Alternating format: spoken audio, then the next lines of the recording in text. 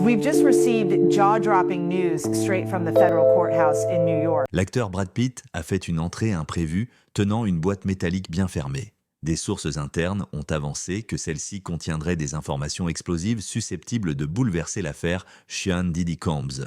On manque encore d'informations sur le sort de Leonardo DiCaprio. Il ne s'agit pas seulement d'un procès criminel, de plus, c'est bien plus que cela. Attention, ceux qui sont facilement effrayés ne devraient pas lire ces informations. Aux 18 jours du procès de Sean Diddy Combs, Brad Pitt a fourni les preuves et témoignages suivants devant un tribunal fédéral. Ces témoignages sont reproduits textuellement et sont retranscrits ci-dessous. Selon les détails, vous pourriez être stupéfait, désemparé ou avoir du mal à les croire. Quels éléments de preuve Brad Pitt a-t-il apporté pour que Diddy s'emporte et attaque son propre avocat alors que l'avenir de Leonardo DiCaprio restait incertain? Ses débuts hollywoodiens étaient dépourvus de faste et de glamour.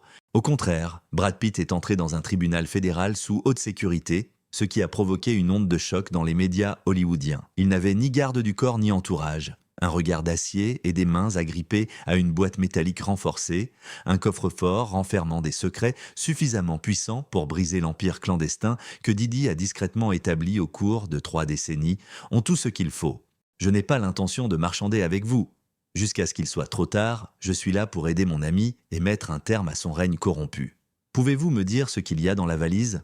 Un extrait audio terrifiant enregistré au sous-sol, lieu supposé de la captivité de Léo. Existe-t-il un film montrant une fête libertine au sein de l'élite ? Une autre possibilité serait une liste de victimes passées sous silence, dont les noms sont pourtant vénérés par la population comme des légendes. La disparition énigmatique de Leonardo DiCaprio a donné lieu au cauchemar le plus terrifiant que Diddy ait jamais vécu. Mais ce que le magnate des affaires n'avait pas anticipé, c'était l'homme qui avait eu l'audace de révéler qu'il n'était autre que Brad Pitt, vieil ami de Léo et figure influente d'Hollywood, qui avait été un géant de l'industrie à ses côtés. Pitt est passé du statut de spectateur à celui de seul à avoir eu le courage ou l'imprudence d'ouvrir cette boîte de Pandore. Mais il l'a fait quand même. La bataille juridique n'est plus le seul enjeu. Une confrontation féroce oppose ceux qui gardent des secrets et ceux qui ont le courage de découvrir la vérité. C'est un duel entre la lumière et l'obscurité. Le procès le plus dangereux de l'histoire d'Hollywood vient de commencer. Pour faire simple, tout commence avec cette valise.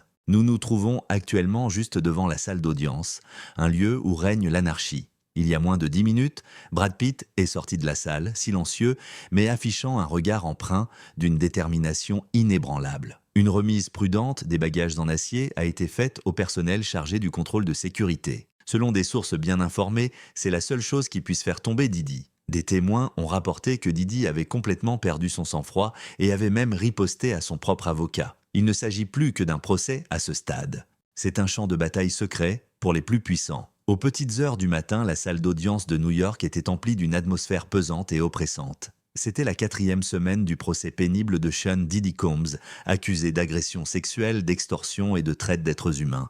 Des témoins, allant d'anciens collaborateurs à d'anciens proches confidents, avaient dépeint l'horrible vision d'une entreprise criminelle baignée de renommée et de pouvoir. L'événement capital qui s'est produit aujourd'hui était imprévisible même pour les journalistes les plus expérimentés. Dès l'ouverture des portes du tribunal, Brad Pitt est entré dans la salle, l'air grave, signe de sa détermination. Le silence s'abattit sur la foule. Ses yeux étaient fixés sur les siens, stupéfaits.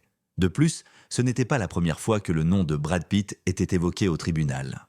Lors de l'avant-première cannoise du film de Pitt, Killing Them Softly, en 2012, Mia, l'ancienne assistante de Diddy, avait affirmé l'avoir vu agresser Cassie Ventura. Cependant, le nom de Brad Pitt n'était pas seulement évoqué brièvement aujourd'hui. Afin de témoigner, il était présent.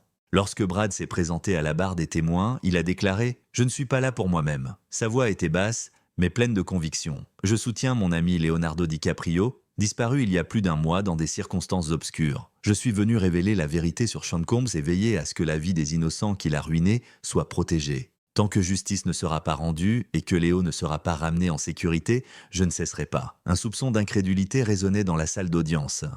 Malheureusement, Leonardo DiCaprio, l'un des acteurs les plus célèbres du monde, n'est pas présent.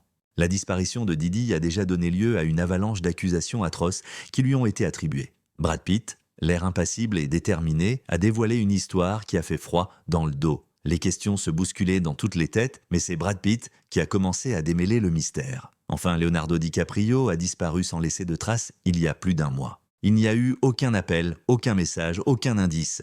Ils étaient de plonger dans la peur, y compris sa famille, ses amis et Brad Pitt, son confident depuis plus de 20 ans. Lors de son témoignage au tribunal, Brad a déclaré que Leo n'était pas le genre de personne à disparaître sans laisser de traces. En plus d'être prudent, il a toujours une stratégie. J'ai compris que quelque chose clochait vraiment lorsqu'il n'est pas venu à notre réunion annuelle à Malibu. Irma Lynn, la mère de Leo, et la sœur de Brad ont cherché tous les indices possibles. Brad était là avec elle. Son appartement à New York, sa maison à Los Angeles et même sa paisible escapade en France ont tous été inspectés par les autorités. Rien. Non seulement son téléphone était à plat, mais il était aussi silencieux sur les réseaux sociaux. Bien qu'une enquête ait été ouverte, la police n'a fourni que des réponses ambiguës. L'espoir s'est évanoui jusqu'à la nuit qui a mis fin à tout. Sur le porche de la maison de Brad à Hollywood Hills se trouvait un colis sans aucune information permettant de l'identifier. Une seule clé USB y est incluse, sans le nom de l'expéditeur. Brad, qui ressentait une sensation d'enfoncement, la connecta néanmoins à son ordinateur. Les images étaient floues et de mauvaise qualité, probablement filmées par une caméra de sécurité archaïque. L'écran s'alluma à nouveau.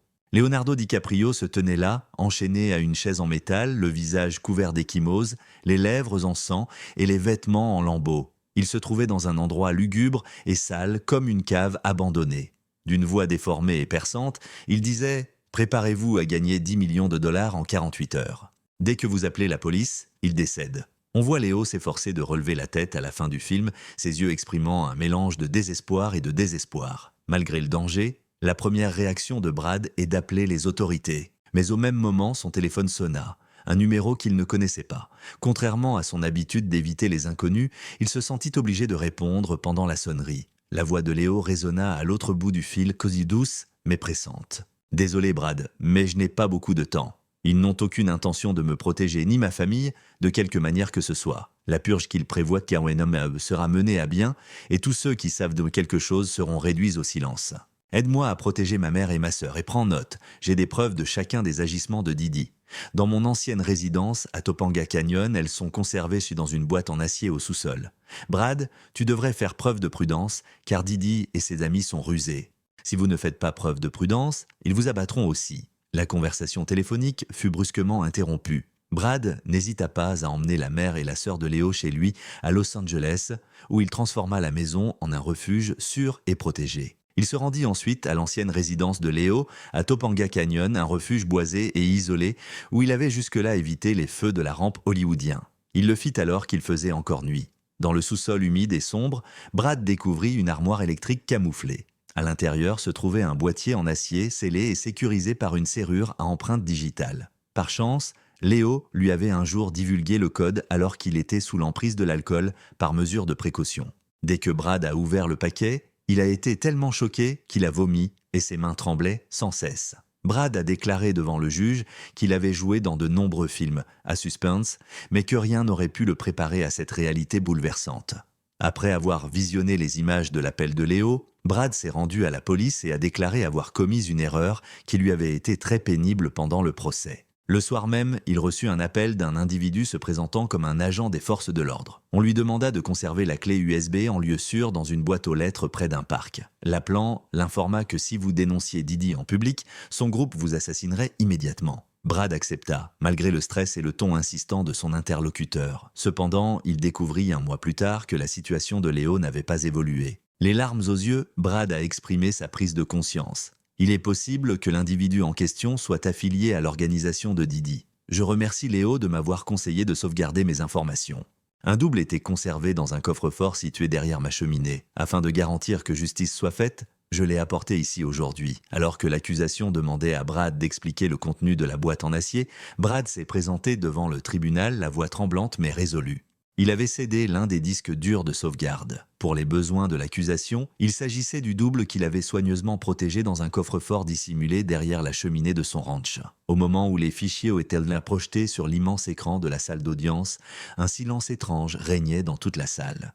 Un réseau criminel dépassant de loin les fantasmes les plus sombres a été révélé par les preuves méticuleusement recueillies par Leonardo DiCaprio tout au long de son séjour en orbite autour de Didi. Le fichier 1 contient des enregistrements audio et vidéo provenant d'une caméra cachée de l'ordre de purge. Le premier élément diffusé était un enregistrement audio de 12 minutes capté par Leonardo DiCaprio lors d'une réunion secrète aux îles Caïmans, sous la résidence privée de Didi en 2020.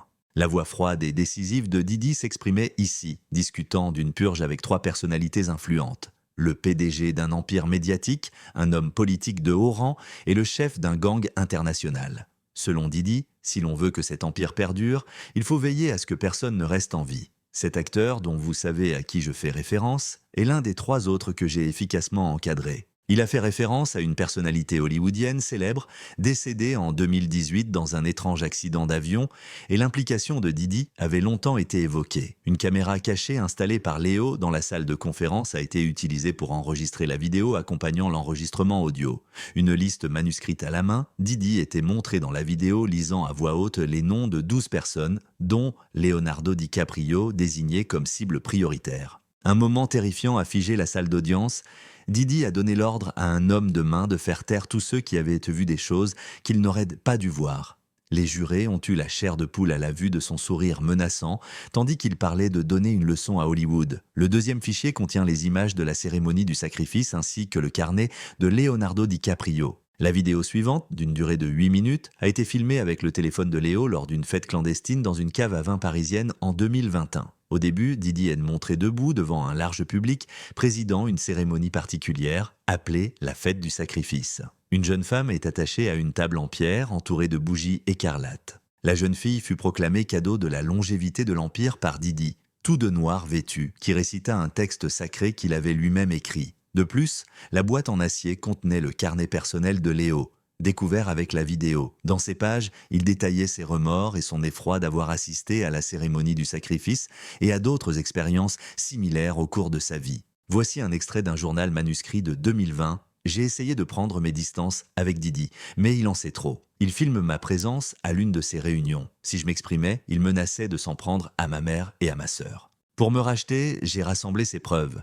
Mais je ne suis pas certain de survivre assez longtemps pour les révéler au grand jour. Le troisième dossier, Projet Babylon, concerne un réseau mondial de trafic d'êtres humains. Projet Babylon, un réseau mondial de trafic d'êtres humains orchestré par Didi depuis 2005, a été compromis par un document crypté de 200 pages conservé sur le disque dur de Kessler, le personnage de Léo. Des contrats d'esclavage, de faux accords conclus avec des jeunes femmes d'Europe de l'Est, d'Afrique et d'Amérique du Sud, promettant des carrières de mannequins ou de chanteuses aux États-Unis, puis les envoyant dans les légendaires soirées de Didi pour y être abusés, étaient documentés dans les journaux. Le tableau indiquait que plus d'une centaine de victimes étaient transportées par avion privé vers 12 lieux secrets à travers le monde. L'emplacement des refuges dans les Caraïbes, à Dubaï et en Asie du Sud-Est où les victimes étaient des retenues prisonnières, est indiqué sur la carte des refuges. En usant de stupéfiants et en menaçant leurs familles, Didi parvint à détruire leur testament, comme le relate un message manuscrit. Afin de dissimuler les crimes, des transactions de sang-froid, des listes de cadeaux, de l'argent, des maisons et des bateaux furent remises à des personnalités. Une photo satellite de l'île privée de Didi apparut lors de l'exposition des dossiers. L'image révéla une zone appelée la cage de verre, une structure ressemblant à une prison et utilisée pour détenir des prisonniers. La salle d'audience a été secouée par la simple présence d'une seule phrase imprimée dans les papiers. Transportez-les au four après utilisation. Ne laissez aucune trace. Des cris de surprise résonnèrent dans la salle à mesure que chaque vidéo et document apparaissait. Plusieurs jurés, incapables de regarder l'écran, se couvrirent les lèvres. Incapable de voir son père dans cette vidéo horrifiante, le chien de Didi, assis dans la galerie, fondit en larmes et s'enfuit. Les yeux de Didi, assis à la table de l'accusé, brillèrent de rage, comme s'il était déjà en train de préparer sa vengeance. Lorsque le tribunal lui demanda comment il avait obtenu ses preuves, Brad rapporta le récit de Léo qui les avait rassemblées au fil des années, ajoutant que c'était Leonardo qui les avait faites. Conscient que Didi pouvait devenir une cible, Léo prit grand soin de tout conserver par mesure de précaution. Il avait été proche de Didi par le passé, mais il finit par percer le voile. Lors de son dernier appel, il m'a conduit à l'endroit où se trouvait l'objet. Je pense que Léo a profité d'une période où ses ravisseurs ne le surveillaient pas pour me contacter. Il m'a supplié de protéger sa famille et de révéler cette information. Brad a hésité, la voix tremblante, puis a dit « Léo a disparu depuis plus d'1 mois ». Lorsque Brad s'est tourné vers le tribunal, sa voix tremblait mais était ferme. Ce fut le passage le plus émouvant de son témoignage, qui a duré des heures. Je ne suis pas ici pour critiquer Didi. Je suis plutôt ici pour implorer votre aide afin de retrouver mon ami. Votre honneur, je suis ici pour formuler cette requête. Il est possible que Léo soit retenu captif ou soumis à la torture quelque part dans le monde. Non seulement pour lui-même, mais aussi pour des dizaines, voire des centaines d'autres victimes, il a tout risqué pour recueillir cette preuve cruciale. Je ne sais pas s'il est encore en vie, mais je suis certain qu'il ne voudrait pas que je reste silencieux en ce moment. À chaque seconde qui passe, je crains qu'il ne subisse les mêmes horreurs que les victimes de ces films. Pourriez-vous, s'il vous plaît, envoyer la police à sa recherche? Je vous en prie, protégez Léo. Un silence complet régnait dans la salle d'audience et certains jurés essuyaient leurs larmes. Le juge promit, l'air sérieux, que les autorités enquêteraient immédiatement sur la localisation de Leonardo DiCaprio. De plus, afin de renforcer le dossier, l'accusation présenta de nouveaux éléments de preuve, notamment le témoignage d'Adam Sandler, enregistré plus tôt dans le procès. Sandler, une autre victime de Didi, avait révélé comment Didi l'avait manipulé mentalement en le forçant à vivre des situations inhabituelles et en l'effrayant avec des enregistrements vidéo enregistrés en secret. Sandler avait également affirmé que Didi l'avait menacé avec ses vidéos. Selon Sandler, Didi m'a toujours donné l'impression de faire partie de sa famille. À cause de lui, on est pris au piège, on se sent obligé et il n'y a aucune issue. Il est fort probable que Didi ait orchestré l'enlèvement de Léo, car la déclaration de Sandler a apporté des preuves supplémentaires de son passé d'usurpateur de pouvoir, de richesse et d'intimidation pour contrôler ses amis et collègues. Sandler a également fourni une vidéo de surveillance acquise sur le compte cloud de Didi. On y voyait Didi donner des ordres à une équipe pour s'occuper d'une personne refusant de coopérer. La combinaison de cette vidéo et des preuves fournies par Brad a dressé un tableau saisissant d'un réseau criminel sophistiqué au sein duquel Didi non seulement abusait sexuellement, mais opérait également un système d'extorsion et d'élimination. L'équipe juridique de Didi, dirigée par Maître Annie Foulot, expert en tactique de défense, a réagi avec une véhémence cinglante. Les preuves produites par Brad Pitt, comprenant des films, des documents et une conversation enregistrée entre Didi et sa mère, ont été jugées fausses et peut-être truquées par les intéressés. Annie Foulot a déclaré que M. Pitt était un acteur, une star hollywoodienne dotée d'un don pour le changement sur un ton teinté de moquerie et nuancé. Qui peut prétendre qu'il ne s'agit pas d'un scénario bien ficelé, conçu dans l'intention de détruire mon client? Le choix de Pitt de présenter des informations aussi explosives au tribunal plutôt que de contacter immédiatement la police a été critiqué, et les motivations de son acte ont été remises en question. Un personnage aussi légendaire et à la carrière étincelante que Brad Pitt risquerait tout pour proposer une histoire non prouvée, alors pourquoi agirait-il ainsi? Diriez-vous qu'il cherche à attirer l'attention, ou s'agit-il d'un complot plus vaste? Au début, le jury a été induit en erreur par les propos cinglants d'Annie Foulot qui ont semé le doute. Cependant, après que l'accusation menée par la procureure chevronnée Maureen Comey a présenté des preuves confirmées, ces doutes ont rapidement disparu. Afin de vérifier l'authenticité des films, des documents et des enregistrements audio, ceux-ci ont été soumis à une authentification rigoureuse par des spécialistes distincts. Ces documents dressaient un portrait troublant d'une organisation criminelle sévissant depuis des décennies, et pas seulement de Léo, une victime présumée assassinée par Didi. Au vu des accusations d'agression sexuelle et d'extorsion, ainsi que des allégations de blanchiment d'argent, il semblait que Didi avait bâti un empire non seulement sur son génie musical, mais aussi sur sa capacité à manipuler et à utiliser la violence. Tout au long du procès, Didi s'est comporté d'une manière froide, voire majestueuse. Cependant, à quelques occasions isolées, la lueur de peur qui perçait dans ses yeux indiquait clairement qu'il était en danger. Dans la salle d'audience, Didi serrait les poings et ses doigts agrippaient si fermement qu'il semblait contenir une tempête d'émotions. L'enregistrement de sa conversation avec sa mère jouait en arrière-plan. Bien que ses propos fussent inaudibles, quelques spectateurs l'entendirent murmurer quelque chose à son avocat. Didi s'était méticuleusement construit une façade impeccable au fil des ans, et ses petits gestes, bien que discrets, étaient comme des trous dans cette façade. Pour ceux qui sont encore bercés par la façade éblouissante d'Hollywood, le témoignage de Brad Pitt n'est pas une simple pièce du puzzle de cette affaire, c'est plutôt un signal d'alarme, une alarme perçante. Pitt s'est placé dans une situation potentiellement dangereuse en devenant un témoin inattendu. Étant déjà l'une des personnalités les plus célèbres au monde, il n'aspire ni à davantage de reconnaissance ni à davantage d'attention. Il lui faut un rare acte de courage pour choisir de révéler la vérité, même si cela risque de nuire à sa réputation et à sa sécurité personnelle. C'est un puissant rappel que même ceux qui sont au sommet de la hiérarchie du pouvoir et du prestige ont la capacité de choisir de défendre la justice, quel que soit le prix à payer. Ce scénario implique bien plus de personnages que Didi ou Brad Pitt. La nature du pouvoir dans l'industrie du divertissement soulève donc des questions fondamentales.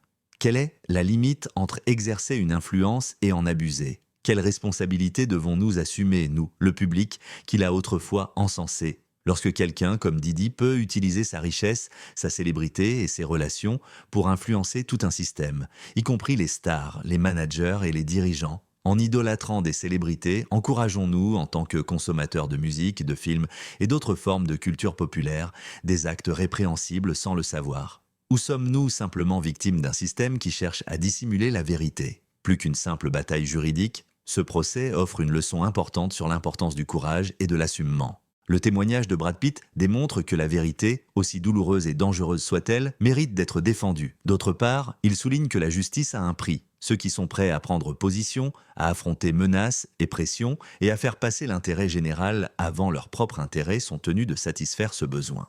Selon Pitt, malgré sa célébrité, il reste un être humain et son choix démontre que chacun, quelle que soit sa position, peut faire bouger les choses s'il décide d'agir. Par ailleurs, cette affaire devrait servir d'avertissement à chacun d'entre nous. Chacun de nous a la responsabilité de questionner, de rechercher la vérité et de défendre les personnes vulnérables dans une société où le pouvoir engendre souvent la tromperie. Il est possible que les victimes inscrites sur la liste noire de Didi et qui ont passé leur vie dans la terreur et le silence trouvent de l'espoir dans cette histoire. Grâce au courage de Pitt, elles pourraient être motivées à parler et à comprendre que la justice n'est pas un objectif impossible. Mais le prix à payer pour dire la vérité est très élevé. Il est possible que la famille de Léo, aux prises avec des sentiments de perte et d'angoisse, puisse trouver une lueur d'espoir dans cette tragédie.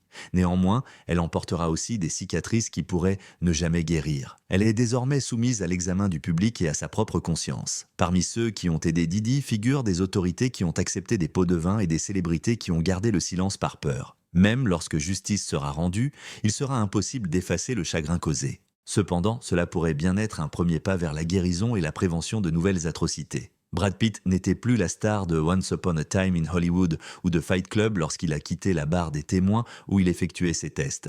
Pour sauver Leonardo DiCaprio et révéler la vérité, il était un ami et un homme prêt à tout perdre. D'un autre côté, cette histoire n'est pas terminée. Chaque minute qui passe ajoute une nouvelle possibilité que Léo souffre et qu'il n'ait pas encore été retrouvé. La preuve de Brad a provoqué une onde de choc à Hollywood. Néanmoins, il reste à voir si elle suffira à traduire Didi en justice. De plus, qui sera le prochain à émerger lorsque l'ombre du pouvoir continuera de planer? Nous nous trouvons à la croisée des chemins.